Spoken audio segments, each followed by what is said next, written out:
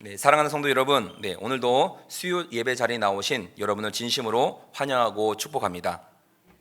주중 한가운데 시간을 내어서 하나님 앞에 예배를 드리는 것은 결코 쉬운 일은 아닙니다. 몸은 지치고 또 마음은 분주할지라도 여러분이 이렇게 예배 자리를 선택하신 것 이 자체가 이미 믿음의 승리요, 영적 전쟁에서 첫 번째 승리인 줄 믿습니다. 오늘 이 자리에 함께 하신 여러분을 주님께서 기쁘게 받으실 줄 믿습니다. 그리고 하나님께서 예비하신 은혜와 능력이 여러분의 심령 속에 충만히 임하기를 소망합니다. 여러분, 우리 지지난주죠. 2주 전에 에베소서 6장 10절과 12절 말씀을 통해 함께 나눴는데요. 바울은 우리에게 명령합니다. 끝으로 너희가 주 안에서 강건해져라. 그 힘과 능력으로 강건해지고라고 말씀했습니다. 그렇다면 여러분, 왜 우리는 강건해져야 합니까? 그 이유는 우리의 씨름이 눈에 보이는 사람이 아니라 보이지 않는 악한 영과 세력과의 싸움이기 때문이라는 말씀을 나눴습니다. 그래서 우리는 단순히 이 사람과의 갈등에 머물러 있지 않고 영적 전쟁의 본질을 분별하며 말씀과 기도로 무장해야 한다는 그런 도전을 받았습니다. 그리고 바울은 또한 여기서 멈추지 않았습니다. 마귀의 간계를 능히 대적하기 위해서는 하나님의 전신갑주를 입으라 라고 선포하시죠. 여러분, 지난주의 말씀의 결론은 결국은 이거였습니다. 하나님은 우리를 그냥 전쟁터에 홀로 내버려 두지 않으신다는 것입니다. 이미 싸움에 이길 수 있는 무기와 방어구를 우리에게 주셨습니다. 사랑하는 여러분, 그렇다면 이제 우리는 이런 질문은 이것입니다. 하나님이 주신 이 전신갑주는 무엇이며 어떻게 입을 수 있는가? 또 오늘은 바로 그 전신갑주의 실체를 함께 살펴보며 이 치열한 영적 전쟁에서 끝까지 서는 법을 함께 배우려고 합니다. 사랑하는 성도 여러분, 우리는 무슨 일을 하느냐에 따라 옷차림이 달라지지 않습니까? 운동선수는 경기복을 입고요, 의사는 흰 가운을 입고 또 소방관은 화염을 막는 방화복을 입습니다. 왜냐하면 여러분, 이 일을 제대로 감당하기 위해서는 반드시 그에 걸맞는 옷을 입어야 하기 때문입니다. 그런데 한번 여러분, 우리의 삶을 돌아보면 어떻습니까? 우리는 늘 눈에 보이는 일에는 정성을 다해 준비하면서도 정작 눈에 보이지 않는 영적인 부분에는 느슨하게 풀려 있어서 살아갈 때가 많다는 것입니다. 중요한 면접 혹은 약속이 있을 때는 머리부터 발끝까지 모든 세세한 것까지 그 차림까지도 신경 쓰지만 우리가 매일매일 마주하고 있는 이 영적 전쟁 앞에서는 아무런 준비 없이 나가고 있지는 않는가 돌아보게 됩니다. 그래서 바울은 우리에게 이렇게 말하죠. 성도는 영적 전쟁에 맞는 옷차림을 해야 한다라고 말입니다. 그것이 바로 전신갑주입니다. 바울이 묘사한 이 전신갑주는 당시 로마 병사들의 갑옷을 떠올리게 하죠. 진리의 허리띠, 의의 호심견, 또 평안의 복음의 신, 믿음의 방패, 또 구원의 투구, 성령의 검. 여러분, 이 6가지 중 바울은 먼저 진리의 허리띠를 가장 먼저 언급하고 있습니다. 여러분, 왜일까요? 왜 진리의 허리띠를 먼저 합니까? 로마 병사들의 갑옷을 잘 보시면요, 감옥 안에는 튜닉이라는 게 있습니다. 그 긴 옷을 입었는데요, 전쟁터에 나가기 전에 반드시 이 허리띠를 졸라매야 했습니다. 그렇지 않으면 옷이 헐렁헐렁하면서 뛰지도 못하고 싸우지도 못했기 때문입니다. 이 허리띠 하나가 병사의 몸을 단단히 붙잡아주고 움직임을, 그 중심을 잡아주는 중요한 그런 역할을 했던 것입니다. 사랑하는 여러분, 바울은 그 모습을 떠올리며 우리에게 도전하고 있습니다. 진리로 너희의 허리를 동이라. 즉, 진리로 자신을 단단히 묶고 전투태세를 갖추라고 말씀하고 있는 겁니다. 여기서 우리가 묵상할 질문은 이것입니다. 그렇다면 나는 무엇으로 내 삶의 허리를 동이고 있나, 묶이고 있는가 합니다. 세상의 성공 혹은 사람들의 인정, 아니면 내 평안함과 그러한 만족, 우리가 여러분 허리를 잘못 졸라매면은 결국 우리의 삶의 중심조차도 다 무너지게 된다는 것입니다. 하지만 진리이신 예수 그리스도를 붙잡고 그 허리를 동인다면 어떤 유혹과 공격 앞에서도 흔들리지 않을 수가 있는 것이죠. 그래서 여러분, 오늘 말씀은 단순히 허리를 하나 잘 매라 이걸 얘기하는 것이 아닙니다. 우리의 일상과 또한 신앙 전체가 무엇으로 중심으로 묶이고 있는지 점검하라는 그런 초청 메시지인 거죠. 우리가 진리로 허리를 동일 때 우리는 비로소 이 영적 전쟁통에서 온전히 설 수 있다는 것입니다.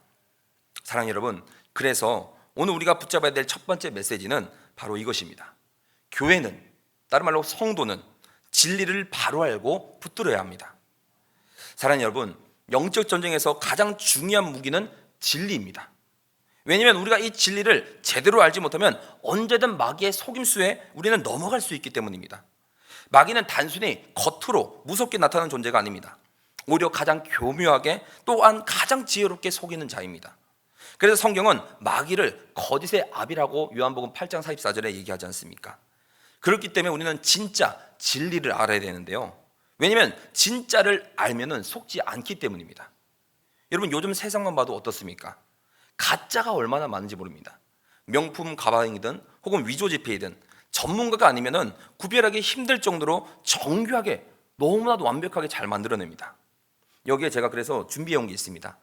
여러분 여기에 5만 원짜리가 있습니다. 예, 진짜처럼 보입니까? 진짜일까요? 네, 진짜처럼 보입니까? 네, 그런데 가짜입니다. 네, 어쩌다가 인쇄가 원래 안 되는 걸로 알고 있는데 잘못해서 이게 된 거예요. 그래가지고 이거를 보니까 네, 이렇게 진짜처럼 보였는데 네, 뒤로 보면은 가짜인 거죠. 여러분 이거 말고도 얼마나 가짜가 우리 주변에 도처에 널려 있겠습니까? 예, 우리가 그렇다면 여러분 이렇게 이 가짜를 어떻게 구별할 수 있을까요? 우리가 세상에서도 보면요, 위조 전문가들은 가짜를 어떻게 구별할 수 있을까? 그런데 가짜를 연구할까요, 안 할까요?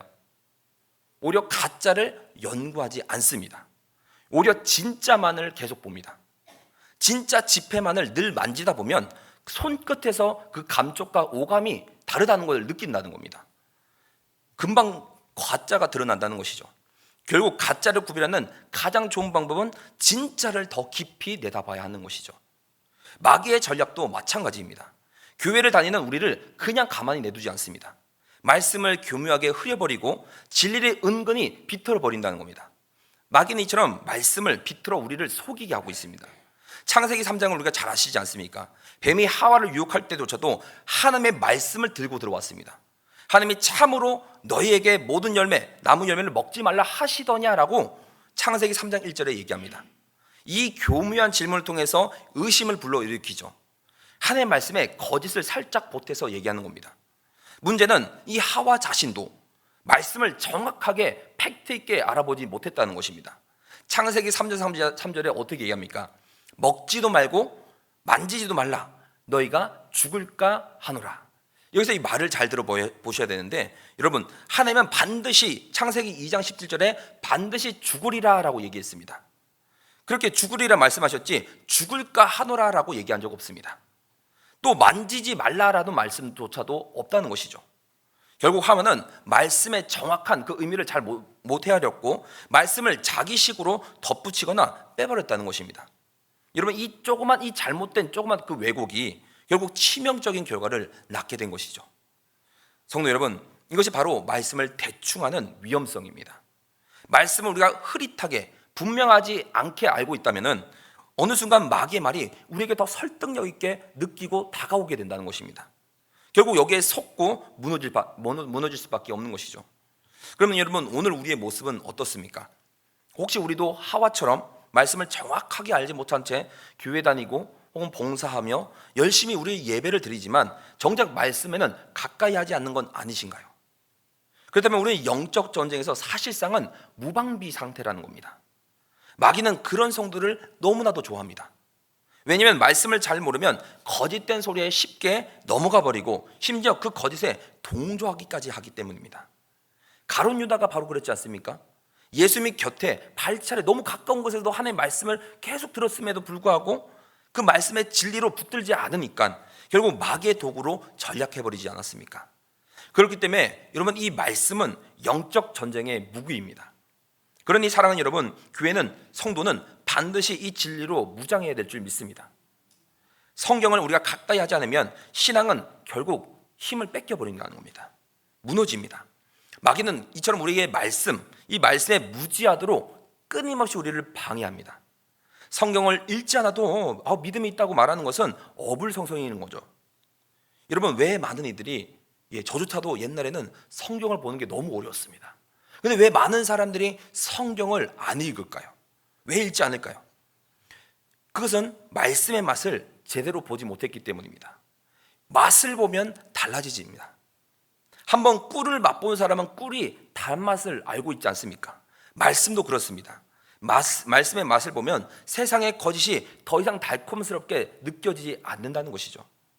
시편 기자는 시편 119편 105절에 이렇게 얘기하지 않습니까? 주의 말씀은 내 발의 등이요 내 길의 빛이니이다. 말씀은 빛입니다. 말씀 안에 들어간다는 것은 곧 빛 가운데로 나아가는 것입니다. 진리의 빛을 하면 어둠은 감춰질 수가 없는 것이죠. 사랑하는 여러분, 우리가 진리를 바로 알고 붙드는 것이야말로 이것이야말로 반드시 필요한 일인 줄 믿습니다. 그러나 그 길은 부담으로 우리에게 다가오지 않습니다. 하나님께서는 이미 우리를 빛 가운데 부르셨고 진리 안에 거할 수 있도록 성령을 우리에게 보내주셨기 때문입니다. 그러니 이렇게 소망합니다. 우리 교회가 그리고 여러분 한 분 한 분이 더욱더 말씀을 가까이 하는 또 즐거움으로 맛보는 저와 여러분 되기를 소망합니다. 그래서 성경이 단순히 의무가 아니라 삶을 비추는 빛이 되기를 소망합니다. 마귀의 속임수에 더 이상 흔들리지 않고 진리 안에서 자유하고 담대하게 살아가는 저와 여러분 되시기를 소망합니다. 그래서 여러분 진짜를 붙드는 교회, 또 기쁨으로 살아내는 성도, 그 모습이야말로 바로 주님께서 기뻐하시는 모습인 줄 믿습니다. 여러분, 첫 번째 메시지를 통해서 우리는 교회는 진리를 바로 알고 붙들어야 한다라고 함께 나눴습니다. 그러면 두 번째로 함께 나눌 거, 우리는 이렇게 질문해 봐야 합니다. 진리를 안다고 해서 끝나는가? 여러분, 진리를 아는 것만으로 우리가 충분합니까? 아니죠. 이제는 그 진리에 붙들려 우리는 살아가야 할 건데요, 상황에 끌려다는 것이 아니라 오직 진리에 우리는 붙잡혀야 한다는 것입니다. 그래서 두 번째로 여러분 함께 나눌 메시지는, 교회는 상황보다는 진리에 우리는 사로잡혀 있어야 합니다. 사랑하는 여러분, 오늘날 우리가 살아가는 시대는 지난번에도 말씀하셨다시피 진리 전쟁의 시대입니다. 세상은 말하죠. 모든 진리는 다 똑같아. 너는 너대로 하고 나는 나대로 해. 그게 듣기 어떻게 보면 더 멋있어 보입니다. 다양성을 존중하는 것, 그렇게 존중하는 것처럼 보이지 않습니까? 하지만 그 속에는 무서운 함정이 도사리고 있습니다. 유일한 진리는 없다라는 이 말은 곧 예수 그리스도는 진리가 아니다라는 그런 주장으로 이어지기 때문입니다. 그런데 여러분, 정말 그런가요? 오직 하나의 진리, 성경은 분명히 우리에게 얘기하고 있습니다. 우리는 많은 진리 중에 하나를 믿는 것이 아니라 단 하나의 유일한 진리, 오직 예수 그리스도를 믿습니다. 요한복음 14장 6절에 내가 곧 길이라고 했지 않습니까? 생명이고 또한 나로 말미암지 않고는 아버지께로 올 자가 없다고 누누이 우리에게 말씀하지 않았습니까? 이 말씀은 세상 사람이 들었을 때는 너무 단호하고 딱딱해 보입니다. 세상은 이로 인해서 배타적으로 생각하고 반발할지 모르지만 진리는 원래 하나일 수밖에 없다는 것이죠. 여러분, 우리가 암호를 한번 기억해 보십시오. 생각해 보시면 비밀번호가 10개 있다고 해서 다 맞는 게 아닙니다. 딱 맞는 하나가 있어야만이 그 열쇠, 자물쇠를 열 수가 있는 것이죠. 구원도 마찬가지입니다. 예수님만이 하나님께 나가는 유일한 길인 줄 믿습니다. 그럼에도 여러분, 마귀의 전략은 아주 교묘하기 짝이 없습니다. 마귀는 이 사실을 너무나 잘 알고 있기 때문에 어떻게든 우리를 그리스도로부터 떼어내게 하려고 합니다. 멀어지게 하는 거죠. 그래서 꼭 예수 아니어도 돼, 착하게 살면 되지 않냐, 너는 네 방식대로 나는 내 방식대로, 이런 식으로 우리를 속이는 거죠. 자기 생각을 주식시켜 버린다는 겁니다. 그래서 오늘날 교회 안에서도 이상한 복음, 예전에도 있었지만 계속해서 이상한 복음이 흘러갑니다. 어떤 교회는 형통의 복음만 강조합니다. 예수 믿으면 잘 된다, 성공한다, 죄와 십자가는 사라지고 없습니다. 어떤 교회는 심리학과 성경을 섞어서 가르칩니다. 사람의 자존심을 붙들어주고 잠시 그것이 위로를 줄지는 모르지만 그 안에 구원은 없다는 것이죠. 자유주의 신학은 또한 어떻습니까? 성경을 훼손시킵니다. 성경은 그저 인간이 쓴 책뿐이다 이렇게 하면서 이렇게 말한다는 것이죠. 성도 여러분, 이것은 단순한 해석 차이가 아닙니다. 영적인 전쟁이라는 것이죠. 진리를 흐르게 만들고 예수 그리스도부터 눈을 돌리게 만드는 그런 사단의 술수라는 겁니다. 그렇다면 여러분, 우리는 어떻게 해야 될까요? 상황은 우리를 계속해서 흔들어 버리고 감정은 늘 우리에게 변덕스럽게 다가옵니다. 돈과 건강 또는 사람들의 말은 하루아침에 바뀌어버립니다. 그렇다면 우리는 무엇을 붙잡을 수 있을까요? 환경입니까? 아니면 사람입니까? 아니면 내 의지일까요? 그 어떤 것도 아니겠지 않습니까? 우리가 붙들어야 할 분은 오직 예수 그리스도이십니다. 예수님을 바라볼 때 우리는 상황보다 더 큰 진리에 사로잡힐 수 있는 것이죠. 여러분 예수님을 그런 어린 시절을 보시면 어떻습니까? 어린 시절부터 율법을 익히시며 말씀에 깊이 뿌리 내리셨습니다. 그뿐 아니라 그분의 삶 전체가 진리 위에 올곧게 서져 있었습니다. 그리고 마침내 광야에서 마귀와 정면으로 부딪혔을 때, 맞섰을 때 예수님은 상황이 아니라 말씀에 사로잡혀 계셨습니다. 40일 동안 금식한 끝에 찾아온 그 배고픔은 상상을 초월했을 것입니다. 그때 마귀가 접근하죠. 네가 하나님의 아들이거든 이 돌들에게 명하여 떡이 되게 하라. 얼마나 절묘한 시험입니까? 우리의 눈으로 보자면 정당한 요구처럼 들리기도 합니다. 하나님도 이거 아시잖아. 내가 얼마나 고생했는지, 얼마나 배고픈지. 그래서 이번 한 번쯤은 좀 괜찮지 않겠어? 이것을 이렇게 합리화할 수도 있다는 겁니다. 여러분 만약 우리가 이 자리에 있었다면 어떻습니까? 그래, 굶어 죽는 것보다는 좀 낫지. 하나님도 나 이렇게 40일 동안 이렇게 금식 기도했는데 이 정도면 좀 봐주지 않을까? 이렇게 생각하지 않겠습니까? 그러나 예수님은 달랐다는 것이죠. 주님은 상황이 아니라 말씀을 붙드셨습니다. 사람은 떡으로만 살 것이 아니라 하나님의 입으로부터 나오는 말씀으로 살 것이라고 얘기했습니다. 여러분 여기서 중요한 건 단순히 예수님께서 말씀을 인용만 했다는 것이 아닙니다. 여러분 예수님은 말씀에 완전히 사로잡혀 계셨기 때문에 상황이 아니라 진짜로 진리로 반응했다는 것이죠. 그분은 이 육체의 허기보다도 말씀, 하나님의 뜻에 더 굶주려 계셨습니다. 눈앞의 떡보다도 하나님의 말씀을 더 소중히 여기신 거죠. 사랑하는 성도 여러분, 우리 또한 어떻습니까? 예수님은 진리에 붙들려 흔들리지 않으셨지만 우리는 너무나도 쉽게, 너무 저조차도 상황에 흔들릴 때가 많습니다. 배가 고프면 우리 안에 금세 불평이 나오고, 지갑이 비면 낙심이 밀려옵니다. 건강할 때는 기뻐하다가도 병되면 원망이 나오고, 칭찬을 받으려면 의욕이 불타오르다가도 누군가의 비난 한마디에 모든 열정이 순식간에 꺼져버리는, 이것이 바로 상황에 붙들린 삶의 모습이라는 것입니다. 그러나 예수님은 다르셨다는 거죠. 가장 극심한 그 배고픔 속에서 마귀가 돌을 떡으로 만들라 했던 그 시험조차도 예수님은 그 상황에 무너지지 않았습니다. 말씀으로 반응하셨습니다. 떡으로만 살 것이 아니라 하나님의 입으로부터 나오는 말씀으로 살 것이다. 예수님은 상황이 아니라 진리에 붙잡혀 계셨습니다. 성도 여러분, 허리띠가 이 병사의 중심을 붙잡고 있듯이 진리의 허리띠가 우리의 중심을 붙들어 줬을 때 우리는 결코 흔들리지 않을 줄 믿습니다. 상황에 붙들린 인생은 결국 무너질 수밖에 없지만 진리에 사로잡힌 인생은 끝까지 서게 될 줄 믿습니다. 그렇다면 여러분, 이 말씀이 내 안에 살아있게 하려면 여러분 어떻게 해야 되겠습니까? 무엇보다는 이 말씀을 내 가운데 머리에서만 머물러 있게 두어서는 안 된다는 겁니다. 아는 데만 그치지 않고 묵상을 통해 이 가슴속 깊이, 깊숙이 내려가야 한다는 겁니다.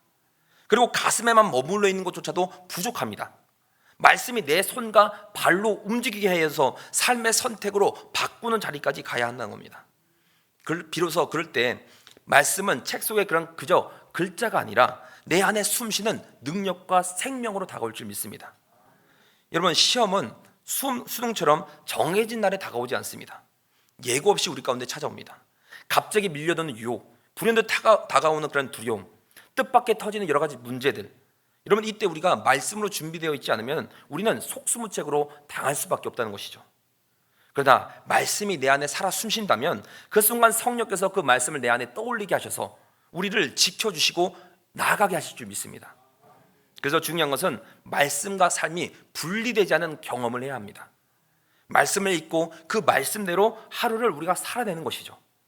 말씀을 가까이 할수록 빛이 비춰서 어둠이 물러가듯 내 삶 안에 거짓이 물러간다는 겁니다. 요한복음 1장 14절은 이렇게 얘기합니다.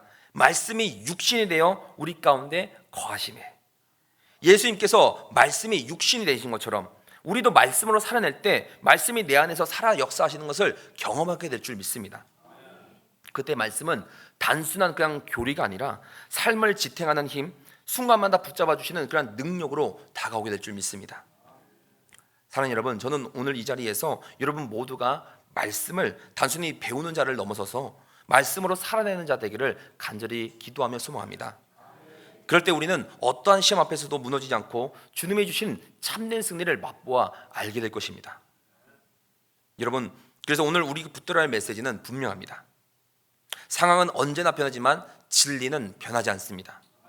마귀는 이 상황을 가지고 우리를 흔들려고 하지만 진리는 우리를 붙들어 온전히 세울 줄 믿습니다. 예수님께서 이 광야에서 보여주셨던 그 시험처럼 상황보다 말씀이 먼저일 때 우리는 무너지지 않습니다. 허리띠가 병사의 중심을 붙잡아 있듯이 진리의 허리띠가 우리를 지탱하고 있습니다. 그러므로 소망합니다. 우리 교회가 형편에 따라 요동하는 교회가 아니라 진리에 사로잡힌 교회가 되기를, 우리 성도들이 기분 따라 살아가는 그런 인생이 아니라 말씀을 따라 걸어가는 그런 삶의 인생이 되기를, 그럴 때 우리가 어떤 풍랑이 와도 어떤 시험이 닥쳐와도 우리를 흔들리지 않고 올곧게 서 있게 될 줄 믿습니다. 말씀이 여러분 삶 속에 단순한 글자가 아니라 살아있는 능력으로 역사하시기를 소망합니다. 그 말씀이 여러분의 발걸음을 붙들고 여러분의 내일을 이끌어가게 될 줄 믿습니다. 여러분, 지금까지 그래서 우리는 영적 전쟁의 본질을 분별해야 한다 했습니다. 분별한 다음에는 상황보다는 진리에 사로잡혀 있어야 한다고 말씀 나눴습니다. 그렇다면 이제 우리 마지막으로 중요한 질문 하나가 남았습니다. 그렇다면 여러분, 어떻게 해야 우리는 실제 이 전쟁에서 승리할 수 있을까요? 어떻게 해야 우리가 승리하나요? 그것은 바로 우리의 태도에 달려 있습니다. 세 번째로 마지막으로 함께 나눌 것은, 여러분, 교회는 진리에 대한 태도를 바꿔야 합니다. 여러분, 왜 진리의 허리띠가 이처럼 중요할까요? 세상에는 가짜가 차고 넘치고 있습니다. 거짓 뉴스, 왜곡된 정보, 포장된 그런 유행. 여러분, 요즘엔 인공지능으로 만든 그런 가짜 뉴스, 우리가 분별하기 너무 어렵습니다. 실제 사람이 나와서 얘기하는데 알고 보니까 AI입니다. 목소리 합성 때문에 실제와 가짜를 구분하기 너무 어려운 시절입니다. 그러나 영적으로도 우리가 마찬가지라는 겁니다. 마귀는 이 가짜를 실제처럼 포장합니다. 그러므로 더더욱 말씀을 우리가 분별하지 있지 않으면 속을 수밖에 없는 것이죠. 그리고 이것들을 교묘하게 함께 조합해버려 가지고 우리를 속이는 주체로, 그 속이는 주체가 바로 사단인 것이죠. 명품 가방을 짝퉁으로 사면 억울하긴 해도 우리는 목숨까지는 잃지는 않지 않습니까? 하지만 이 거짓 진리에 우리가 속아 넘어가면 영혼 전체를 다 잃어버릴 수 있습니다. 마귀는 언제나 우리에게 현실적인 필요로 미끼를 던져버립니다. 배고프지? 이 돌들로 떡을 만들어봐. 너가 지금 원하는 거 있잖아, 내가 줄게. 이처럼 오늘날 현대판 그런 선악과가 어디에나 도처엔 다 널려 있습니다. 더 많이, 또한 더 빨리, 더 편하게, 더 성공적으로 마귀는 우리에게 진리보다는 현실을 쫓으라고 강요합니다. 여러분, 혹시 처세술책이나 성공 그런 빗병 영상에 더 오랜 시간을 쓰면서 마치 정작 성경을 펴는 시간은 줄어든 적은 없으십니까? 꼭 다 버리라는 것은 아닙니다. 하지만 이런 것들, 세상 것들이 삶의 중심을 차지하기 시작하면 그때부터 위험하다는 겁니다. 삶의 중심은 오직 예수 그리스도와 그분의 말씀이어야만 합니다. 그렇기 때문에 교회는 진리를 말하는 용기를 가져야 합니다. 마귀의 전략은 단순합니다. 거짓을 먼저 주입시키고요, 우리의 진실을 말하지 못하게 만드는 것. 세상은 거짓으로 돌아가는 시스템이 같을 때가 많습니다. 근데 그리스도인은 여러분 어떤 사람입니까? 입을 열면 우리의 입 가운데 진실만을 말하는 사람, 말씀을 붙들고 사는 사람이어야 될 줄 믿습니다. 물론 이게 쉽지 않은 일입니다. 진실을 말하면 오늘날 세상에서 누구보다도 불이익당한 사람은 기독교인들일 것입니다. 쫓겨날 수도 있습니다. 허나 잊지 마시기 바랍니다. 거짓은 누가 봐도 잠시 승리한 것처럼 보이지만 보여도 오래가지 못한다는 겁니다. 오직 진리만이 반드시 승리합니다. 하지만 하나님은 이 거짓을 분명히 드러내시고 진리를 끝내 승리하게 하십니다. 또한 우리 교회는 말씀을 대하는 태도가 바뀌어야 합니다. 사랑하는 여러분, 성경을 읽으려고 하면 왜 이렇게 방해가 많은지 아십니까? 왜 이렇게 많을까요? 바로 마귀가 우리가 보려고 하는 그 순간부터 전쟁을 시작하기 때문입니다. 올해 초에 창세기부터 시작했는데 아직도 창세기이십니까? 읽지 못하게 하고 의심하게 하고, 적당히만 좀 조금만 읽으면 되지 않겠어? 이렇게 자꾸 우리를 속삭인다는 겁니다. 하루에 한 장 정도면 괜찮잖아. 오늘 피곤하니까 내일 읽어. 이게 다 영적인 전쟁이라는 겁니다. 여러분, 우물을 파는 걸 한번 생각해 보십시오. 요즘은 우물을 파는 게 없지만 저 때는 저희 시골에도 우물이 있었거든요. 저기 이제 산에 가도 그런 댐에 보면 그런 우물이 있었는데, 여러분 우물은 어떻습니까? 땅을 처음에는 파내려 가면은 처음엔 그냥 흙만 나옵니다. 근데 조금만 더 파면 흙이 살짝 촉촉해집니다. 이제 곧 물이 나오느냐 싶지만 더 파야 됩니다. 더 파 내려가면 이번엔 탁한 물이 배어 스며들기 시작합니다. 근데 마실 수는 없는 물이죠. 괜히 고생만 한 것 같고 포기하고 싶어집니다. 이제 안 나오나 보다. 하지만 거기서 멈추면 결코 맑은 물을 얻을 수 없습니다. 끝까지 참고 9자 또 10자 더 파고 들어가야만 맑고 시원한 샘물이 나온다는 겁니다. 그때야 비로소 내가 했던 이 모든 수고가 헛수고가 아니었구나 깨닫게 되는 거죠. 마찬가지로 여러분 신앙생활도 그렇습니다. 말씀을 읽고 묵상하다 보면 처음엔 아무 감동이 없습니다. 탁하고 힘들 또 힘든 게 많습니다. 여러 가지로. 근데 이게 무슨 소용이 있나 싶을 생각도 들 때가 있죠. 하지만 그때 포기하지 않고 조금 더 깊게 계속해서 파고 들어가면 말씀 깊은 곳에서 진짜 생명수가 터져 나온다는 것입니다. 하나님이 주시는 살아있는 은혜의 샘물을 경험하게 되는 것이죠. 조금 대충 읽다 보면 오히려 탁한 생각만 가득합니다. 깊이 파 내려가야만 말씀은 비로소 그 안에 생명과 능력이 된다는 것이죠. 그래서 우리가 중요한 건 태도를 바꾸셔야 합니다. 할 수 있으면 읽겠다가 아니라 말씀 없이는 내가 살 수 없다라는 그런 태도가 우리 가운데 바뀌어져야 하는 것이죠. 그럴 때 말씀은 단순한 책이 아니라 우리의 영혼을 붙드는 생명의 허리띠가 된다는 것이죠. 사랑하는 여러분, 우리 앞에는 언제나 두 갈래의 길이 있습니다. 빛과 어둠, 진리와 거짓, 혹은 좁은 길과 넓은 길. 마귀는 끊임없이 우리를 유혹하지만 진리의 허리띠를 단단히 맨 성도는 흔들리지 않는 줄 믿습니다. 그래서 저는 기도합니다. 우리 교회가 말씀을 대하는 그런 태도를 받고 그런 형식적인 신앙, 지금도 형식적인 신앙이라고 얘기하는 건 아니지만 말씀과 삶이 더욱더 우리가 하나가 되기를 더 힘쓰는 교회, 우리 성도들이 현실의 필요에 끌려다니는 것이 아니라 진리에 사로잡혀 담대히 서는 그런 인생이 되기를 간절히 기도합니다. 그럴 때 우리는 어둠의 세상 한복판에서 결코 무너지지 않고 오히려 진리의 빛을 밝히 드러낼 줄 믿습니다. 그리고 마침내 주님 다시 오실 그날의 승리의 자리에 함께 서가게 될 줄 믿습니다. 여러분, 이처럼 오늘 바울이 말한 전신갑주의 첫 번째 무기 진리의 허리띠를 함께 나눠봤습니다. 우리 말씀을 통해 세 가지를 함께 나눴었는데, 첫 번째는 교회는 진리를 바로 알고 붙들어야 한다 했습니다. 대충 아는 말씀으로 이 마귀의 속임수는 우리가 분별할 수가 없습니다. 그러니 말씀을 우리가 정확히 알고 기쁨으로 붙드는 성도가 되어야 한다는 것이죠. 두 번째로는 교회는 상황보다는 진리에 사로잡혀 있어야 합니다. 환경은 늘 변합니다. 그러나 진리는 변하지 않습니다. 예수님처럼 우리 또한 말씀을 붙들 때 우리는 상황에 끌려다니지 않고 말씀에 이끌려 살아가게 될 줄 믿습니다. 마지막으로 교회는 진리에 대한 태도를 바꿔야 합니다. 형식적으로 말씀을 대하는 것이 아니라 끝까지 깊이 파고 들어가서 그 말씀을 생명의 샘물로 경험해야 됩니다. 그럴 때 말씀은 더 이상 글자가 아니라 내 삶을 붙드는 능력입니다. 오늘 이 세 가지를 기억하시기 바랍니다. 진리를 안 하는 기쁨, 진리를 붙드는 담대함, 말씀을 가진 살아있는 그런 태도, 이 세 가지가 우리 안에 자리 잡을 때 교회는 흔들리지 않고 성도 또한 무너지지 않는 줄 믿습니다. 우리 교회가 또 우리 모든 성도가 질 대신 예수 그리스도를 붙들고 허리를 동이고 끝까지 흔들리지 않고 서 있는 믿음의 공동체 되기를, 그리고 주님이 다시 오실 그날 승리의 자리에 함께 서가는 저와 여러분 되시기를 간절히 기도합니다.